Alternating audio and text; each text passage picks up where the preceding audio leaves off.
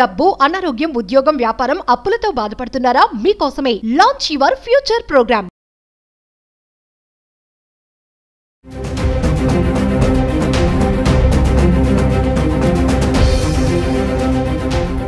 నమస్తే, welcome back to Suman TV. Present మనతో పాటు ఉన్నారు పబ్లిక్ స్పీకర్ రజనీరామ గారు.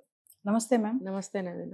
మేడం, కోంపల్లి ఇన్సిడెంట్ చూసుకుంటే 17 ఇయర్స్ అమ్మాయి సూసైడ్ చేసుకోవడం అంటే ఇది ఆశ్చర్యకరం. మనం చాలా ఘటనలు మాట్లాడుకున్నాం, హెరాస్ చేయడం వల్ల లేకపోతే వేరే వేరే సన్నివేశాలు. ఇదేంటంటే తండ్రి చేసిన అప్పు, తండ్రి అంటే పెద్దనాన్న తండ్రి ఇద్దరు అన్నదమ్ములు ఇద్దరు కలిసి చేసిన అప్పు వల్ల సడన్గా ఆయన చనిపోవడం, తర్వాత పెద్దనాన్న వచ్చి గొడవ చేయడము, ఈ అమ్మాయికి బాగా ఇబ్బంది కలగడము, ఇవన్నీ టార్చర్ భరించలేక పెద్ద సూసైడ్ నోటే రాసి నా తండ్రి చావుకి పెద్దనాన్నే కారణం అని చనిపోవడం. అంటే చూడండి, ఒక కుటుంబ సభ్యుల్లో ఒక సభ్యులు చనిపోతే బంధుత్వాలు అనేవి ఎలా తయారైపోయాయి అంటే అండగా ఉండాల్సిన వాళ్ళు సొంత పెదనానే వాళ్ళకి రాబంధు అయిపోయి నీ వల్ల చనిపోయాడు, నేను అప్పు అంతా నా మీద పడింది అని హెరాస్ చేయడం, ఇవన్నీ తట్టుకోలేక అమ్మాయి సూసైడ్ చేసుకోవడం జరిగింది. మరొకసారి వివరాలకు వెళ్ళి. అంటే ఇట్లా ఆస్తుల దగ్గర తగాదాలు, హత్యలు లేకపోతే ఆత్మహత్యలు లాంటివి అనాదిగా ఉంటూనే ఉన్నాయి అక్కడక్కడ. కానీ తక్కువ శాతం, రేటింగ్ తక్కువ ఉండేది.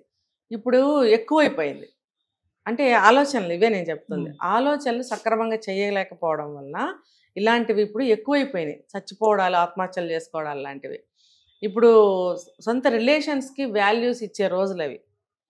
ఆ రోజుల్లోనే ఆస్తి గొడవలు అయ్యేవి. ఇప్పటికీ అన్ని చోట్ల అవుతూనే ఉన్నాయి. కానీ ఆ రోజుల్లో ఎందుకు తక్కువ ఉన్నాయంటే రిలేషన్స్కి వాల్యూ ఇచ్చేవారు. ఇది అమ్మ, ఇది తమ్ముడు, ఇది అన్న, ఇది భార్య, ఇది వదిన అనేటువంటి రిలేషన్ వాల్యూస్ ఉండేవి. బాగుంది కొంతవరకు. ఏదన్నా గొడవలు వచ్చినా పెద్దవాళ్ళు న్యాయంగా సరిచేసి చెప్పడము చాలా వరకు జరిగేది. అట్లా ఎక్కడో కానీ జరిగేవి కాదు ఇట్లా. ఇప్పుడేంటి, అసలు రిలేషన్కే వాల్యూ లేదు. సొంత అక్క చెల్లెళ్ళు, అన్నదమ్ముళ్ళు, అక్క తమ్ముళ్ళు పోట్లాడుకుంటే తల్లిదండ్రులు కూడా ఏం చెప్తున్నారు తెలుసా? తగలడండి మీ ఇష్టం వచ్చినట్టు అంటున్నారు. చెప్పలేకపోతున్నారు. వాళ్ళు కూడా శక్తి చాలట్లేదు. చెప్పినా వినే స్థితి వీళ్ళకే ఉండట్లేదు. సో ఎవరు పట్టించుకోకపోతే చేసేవాళ్ళు ఇంకెక్కువ చేస్తూనే ఉంటారు. అదుపు ఆజ్ఞ అన్నాను నేను. అందుకనే ఆ అదుపు ఆజ్ఞ ఉండేది ఆ రోజుల్లో, ఇప్పుడు లేదు. అందుకని ఏది పడితే అది వాళ్ళు ఇష్టం వచ్చినట్టు వాళ్ళు ఓన్ డెసిషన్ తీసుకుని నాశనం చేసేసుకుంటున్నారు రిలేషన్స్ని. ఆస్తి వాళ్ళ చేతికి వస్తే చాలు. ఇప్పుడు ఈ మధ్య చాలా విన్నాం మనం, ఆస్తి తగాదాలతో అన్నని తమ్ముడు భార్య పట్టుకుని చంపేశారు. అక్కడెక్కడో వాళ్ళ కూతురు చూస్తుండగానే చంపారు. అంటే అంత ధైర్యం ఏంటి అసలు? సాక్ష్యం దొరికితే దొరకని, పో మేము ఇలాగే చేసుకుంటాం అనే జైల్లో కూర్చుంటారు. 20 ఏళ్ళు కూర్చున్నారు హత్యా నేరంలో అనుకుంది. 20 ఏళ్ల జీవితం నీకు పోయిందిగా. నీకు ఎలా వచ్చేస్తుంది ఆస్తి? ఇప్పుడు నువ్వు జైలుకి వెళ్తావు, తర్వాత ఒక పద్ధతి ప్రకారం కేసు నడుస్తూనే ఉంటుంది. ఆస్తి ఎవరికి చెందాలో వాళ్ళకే చెందేలాగా వాళ్ళు చూస్తారు, జడ్జిమెంట్ వస్తుంది. అప్పుడు నువ్వు ఏమి నువ్వు సాధించావు? నీ జీవితాన్ని 20 ఏళ్ళు పోగొట్టుకున్నావు, ఇక్కడ ఆస్తి పోగొట్టుకున్నావు, పరువు పోగొట్టుకున్నావు, సొంత తమ్ముడో అన్నో వాళ్ళని పోగొట్టుకున్నావు. మరి నువ్వు ఒక మృగంలాగా ముద్ర వేయించుకున్నావు. దేనికి పనికొస్తావు నువ్వు? ఇది ఎందుకు ఆలోచించలేకపోతున్నారు? చంపేస్తే ఆస్తి వచ్చేస్తుంది, లేదా ఆస్తి రాకపోయినా పర్వాలేదు చంపేద్దాం అంటే ఏంటి? కసిగా ఉన్నావా నువ్వు? ఎందుకు కసిగా ఉన్నావు? అసలు ఆస్తి నీదా? నీ వాళ్ళు తల్లిదండ్రులు తాతలతో అయి ఉంటుంది. దాని మీద నీకెంత హక్కు ఉందో వాళ్ళకే అంతే హక్కు ఉంటుందిగా. మరి అలాంటప్పుడు నువ్వెందుకు ఎంత ఫైర్ అయిపోవడం, ఎంత పగపట్టేసేయడం అవసరమా? అది నీ స్వార్జితము, నీ ఒక్కడిదే అన్నప్పుడు నువ్వు పోరాడుకోవచ్చు. అది నీది కాదు, నీ తల్లిదండ్రులది, నీ తాతలది అయినప్పుడు, అందరికీ సమానమైన హక్కు ఉన్నప్పుడు నువ్వెందుకు నీకే వచ్చేయాలని ఆశ? నీకే వచ్చేయాలని ఆశ ఎందుకు? అంటే కోపాలన్నమాట. తమ్ముడు పెళ్ళాం మీద కోపమో, లేకపోతే అన్న పెళ్ళాం మీద కోపమో, లేకపోతే మామూలుగా చిన్న చిన్న విషయాలకి తమ్ముడి మీద అన్న మీద కోపాలో, వీటి వల్ల పగబట్టేస్తావా నువ్వు?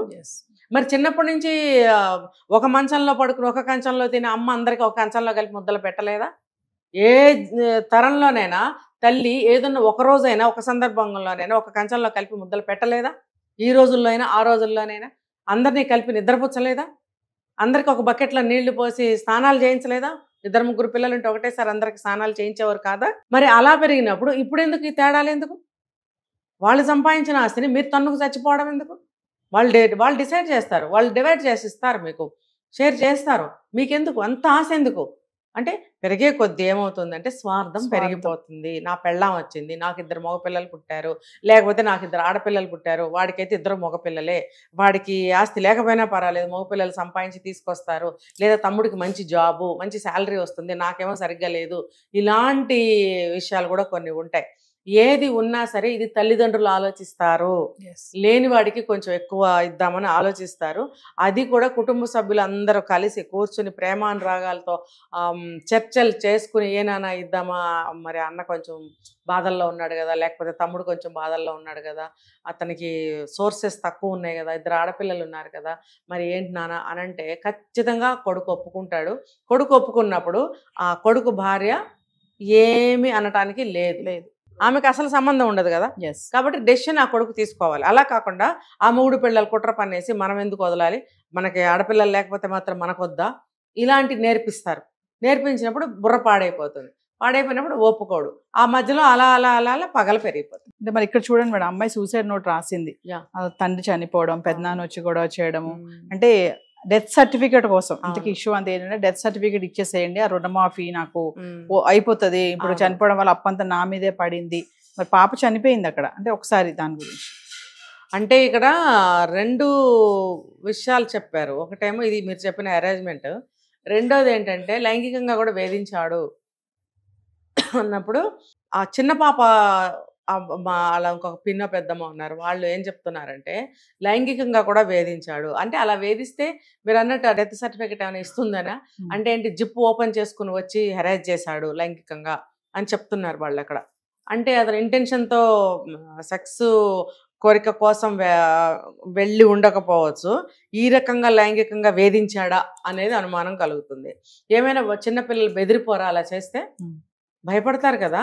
తర్వాత ఆ డెత్ సర్టిఫికెట్ ఇవ్వు, నాకు రుణమాఫీ అవుతుంది, మీ నాన్న వల్లే నేను ఈ అప్పులు చేశాను, నేను ఒక్కడనే తీర్చాలా, నాకేంటి అవసరం, సరే ఇదంతా పక్కన పెడదాం. చిన్నపిల్లతో ఏంటి నీకు, ఆ భార్య ఉంది, ఆ భార్యతో మాట్లాడలేవా నువ్వు? పెద్ద మనుషులు ఉంటారు, వాళ్ళందరినీ కూర్చోబెట్టి న్యాయం ఏంటనేది సరిగ్గా మాట్లాడుకుంటే అన్ని సవ్యంగా జరుగుతాయిగా. అసలు ఆ పిల్లలకి నువ్వు పెదనాన్నగా నువ్వు ఎన్ని చెయ్యాలి? నువ్వేంట్రా ఆ పిల్లల్ని హెరాస్మెంట్ చేసి ఆ సర్టిఫికెట్ ఇవ్వు, లేకపోతే నేను నష్టపోతున్నాను, ఈ ఆస్తి నాకు ఇవ్వు అనే మాటలేంటి? ఇలాంటి మాటలు మాట్లాడచ్చా? ఆ స్వార్థం, నేను చెప్పింది అదే, నాకు పక్కన వాళ్ళు ఏమైపోయినా అనవసరం, నేను బాగుపడాలి కదా, నాకు నేనెలా గట్టినవ్వాలి, నాది నాకు కావాలి కదా, ఈ ఆలోచనలే దూరంలే సాగుతున్నాయి. సాగబట్టి ఇంకా ఏమీ గుర్తు రావట్లా, వావి వరస పాపం ఒక స్థితి, ఆ చిన్న పిల్లలు ఎంత దీన స్థితి అక్కడ. తమ్ముడు కుటుంబం అనేది కూడా మర్చిపోయాడు కదా. ఇప్పుడు తమ్ముడు అంటే నేను ఒక ఉదాహరణ చెప్తా. మొన్న ఒక కేసు జరిగింది జంగారెడ్డిగూడెంలో. అన్నగారికి పిల్లలు లేకపోతే తమ్ముడు భార్యని పడుకోమని పిల్లల్ని కనమన్నారు. మరి ఇప్పుడు ఇక్కడ తమ్ముడు చనిపోయినప్పుడు తమ్ముడు కుటుంబానికి సాయం చేయాలి, పిల్లల్ని చదివించాలని బాధ్యత ఇక్కడ లేదా? అంటే సమాజం ఎలా కావాలంటే అలా ఆలోచిస్తుందా లేదా? నాకు ఇప్పుడు ఈ కేసులో ఇలా ఆలోచిస్తున్నాను, నాకు ఇలా కావాలి, సందర్భాన్ని బట్టి మారిపోతున్నారు. ఎందుకలా? నేను అనేది అదే, మీ వరుసకు తగినట్టు, మీ వయసుకు తగినట్టు, సిచ్యువేషన్కి తగ్గట్టు మీరు ఎందుకు ఆలోచించలేకపోతున్నారు?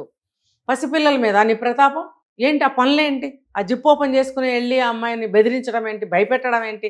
చిన్నపిల్లలు అభంశుభం తెలియని పిల్లలకి ఏమన్నా తెలుసా? వాళ్ళ ముందుకెళ్ళి చేష్టలేంటి? వాడిని ఏం చేయాలి చెప్పండి మీరు? ఏమైనా అసలు ఆ పగలు ప్రతీకారాలు ఎక్కువైపోయాయి. పిల్లలను కూడా చూడకుండా, ఆడవాళ్ళని చూడకుండా బెదిరించి వాళ్ళని లొంగదీసి వాళ్ళకి ఎలా కావాలంటే అలాగా వాళ్ళని బాధలు పెడుతున్నారనమాట. సో ఇక్కడ ఏంటంటే రిలేషన్కి ఇంపార్టెన్స్ ఇవ్వాలి అని మనం చెప్తూనే ఉన్నాము, ఇక్కడేమో రిలేషన్స్ లేవు అని మాట్లాడుతున్నాము. దాని అర్థం ఏంటంటే రిలేషన్స్కి వాల్యూ ఇవ్వండి. పెద్ద మనుషులు కూర్చోపెట్టుకుని ఏదైనా సరే న్యాయబద్ధంగా మీరు చెయ్యండి, ఒక చర్చలు చేసుకోండి, సంప్రదింపులు చేయండి, ఇష్టాయిష్టాల మీద పనులు సాగించండి. ఇప్పుడు డెత్ సర్టిఫికెట్ నీకు ఇచ్చేస్తే అతనికి ఏమన్నా రావాల్సిన బెనిఫిట్స్ ఏమన్నా ఉంటే అవి కూడా నువ్వు లాక్కుంటే వాళ్ళ పరిస్థితి ఏంటి? ఇవ్వరు. ఎందుకు ఇస్తారు? డెత్ సర్టిఫికెట్ అనేది ఇవ్వరు, వాళ్ళ ఫ్యామిలీయే ఉంచుకుంటారు. ఇతను ఇప్పుడు తమ్ముడు గురించి ఆలోచించినాడు, ఫ్యామిలీ గురించి ఆలోచించినాడు, మరి మిగతా విషయాలు ఆలోచిస్తాడని ఏముంది గ్యారంటీ? డెత్ సర్టిఫికెట్ అతని చేతిలో పెడితే. కాబట్టి పెట్టరు. నువ్వు ఎలాంటాడో వాళ్ళకి అర్థమైనప్పుడు ఎందుకు ఇస్తారు నీకు? ఇవ్వనప్పుడు నువ్వు నోరు మూసుకుని కూర్చో. ఇద్దరు కలిసి చేసిన అప్పుని నీ సగభాగం నువ్వు తీర్చుకోవాల్సిందే. ఆ సగభాగం రుణమాఫీ ఇతనికి చేస్తారు కానీ నీకెందుకు చేస్తారు? అంటే శవరాజకీయం ఇక్కడ కూడా. ఆ శవం ద్వారా నువ్వు అక్కడ కూడా నువ్వు లాభం పొందాలని నీ విధవ ఆలోచన. అందుకని కాస్త కోస్త చదువుకుంటున్నారు కాబట్టి వీళ్ళకి ఎవరో సలహా కూడా ఇస్తారు కాబట్టి వీళ్ళు ఇవ్వకూడదు. నువ్వు పెదనాన్నవైతే, సొంత తండ్రిలాగా ఆలోచించిన వాడివైతే వాళ్ళకి రావాల్సిన బెనిఫిట్లన్నీ నువ్వు చేసి వాళ్ళ చేతిలో పెట్టేవాడివి. ఇలా నీ దారి నువ్వు చూసుకోవు. నీ అప్పు తీరాలని చెప్పి ఈ సర్టిఫికెట్ అడ్డం పెట్టుకుంటావా నువ్వు? అతనికి తీరుతుంది కానీ నీకెందుకు తీరుతుంది? పిచ్చి ఆలోచనలు, నాలెడ్జ్ లేని ఆలోచనలు.